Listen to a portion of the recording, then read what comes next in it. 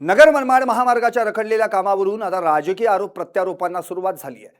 माजी खासदार सुजय विखेंनी रस्त्याचं काम रखडण्यामागे अमेरिकेचे राष्ट्राध्यक्ष डोनाल्ड ट्रम्प यांच्या युद्धनीतीचा संदर्भ दिल्यानंतर खासदार निलेश लंके यांनी विखेंवर जोरदार टीका केली आहे। नगर मनमाड रस्ता आणि ट्रम्प यांचा कोणताही संबंध नसल्याचं सांगत लंकेंनी विखेंचं वक्तव्य हास्यास्पद आणि लाजिरवाणे असल्याचं म्हटलंय।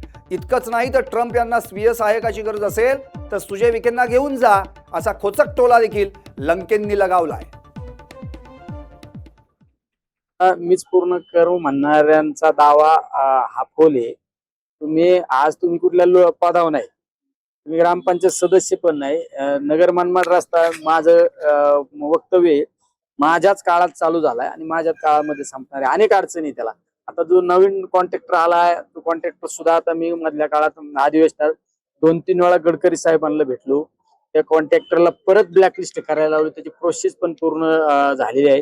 आता परत नवीन एखादा चांगला टेंडर एखादं ओपन करून चांगला कॉन्ट्रॅक्टरला आणण्याचा आमचा प्रयत्न आहे।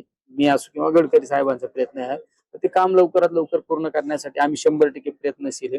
कारण तो रस्ता म्हणजे खऱ्या अर्थाने हा मृत्यूचा सापळा झालेला रस्ता आहे।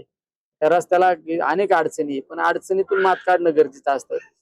मला खऱ्या अर्थाने त्यांच्या वक्तव्याचं हसू आलं ज्यावेळेस मी माध्यमाद्वारे त्यांचं वक्तव्य पाहिलं की नगर मनमाड रस्ता आणि डोनाल्ड ट्रम्प म्हणजे कुठं संदर्भ जुळत नाही, कुठं युद्धाचा संदर्भ जुळत नाही।